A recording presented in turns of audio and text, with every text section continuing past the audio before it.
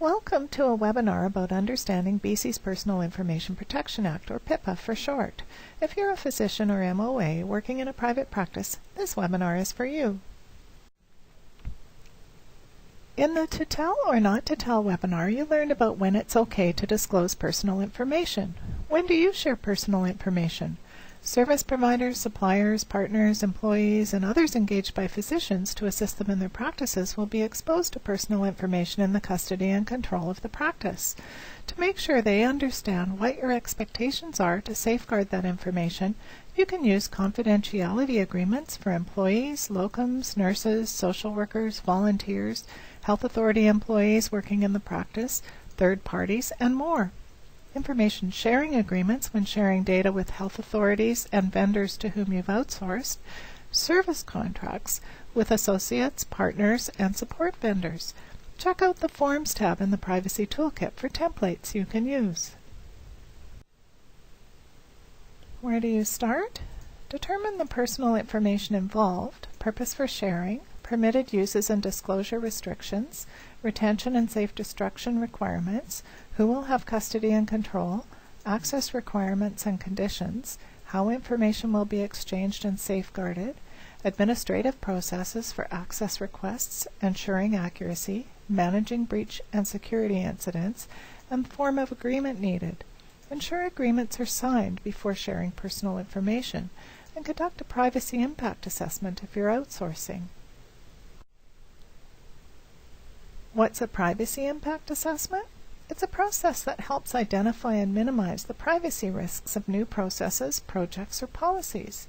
Although it's not mandatory under PIPA, it is a best practice when personal information will be involved with outsourced operations. Here are some things to consider when outsourcing to a third party. What specific personal information will be shared? What are the authorities under PIPA for the collection, use, and disclosure? Will data be stored or accessed outside Canada? That could be a problem if you need to share information with a health authority because it will impair their compliance with PIPA. Will services be subcontracted by your vendor to a third party?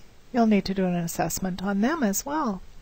How does the information flow and how is it safeguarded and retained physically, organizationally, and through technology? What are the risks, mitigation strategies, impacts, and likelihood? Will there be a collection notice for personal information? How is access controlled and tracked?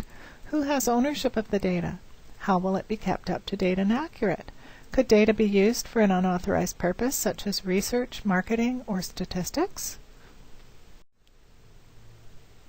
Do some research by going to the vendor's website and reading their privacy policy and terms of service. Search the internet to see if they've been in the news as a hacking or ransomware victim. Do their policies and practices appear to be as good or better than your practice? When the services being outsourced are for a purpose an employee or patient would consider obvious or reasonable, you can rely on implied consent. The CMPA guidance indicates patient notification is required if you are outsourcing dictation or transcription services. Check out the Tools tab in the Privacy Toolkit to learn key elements of a privacy impact assessment. Links to these resources are in a PDF document on the Webinars page of the Privacy Toolkit. College Standards and Guidelines, Doctors of BC Privacy Toolkit and Webinar Notes, and Privacy Commissioner Guides, Tips, and Resources. Let us know if you have any questions about complying with PIPA.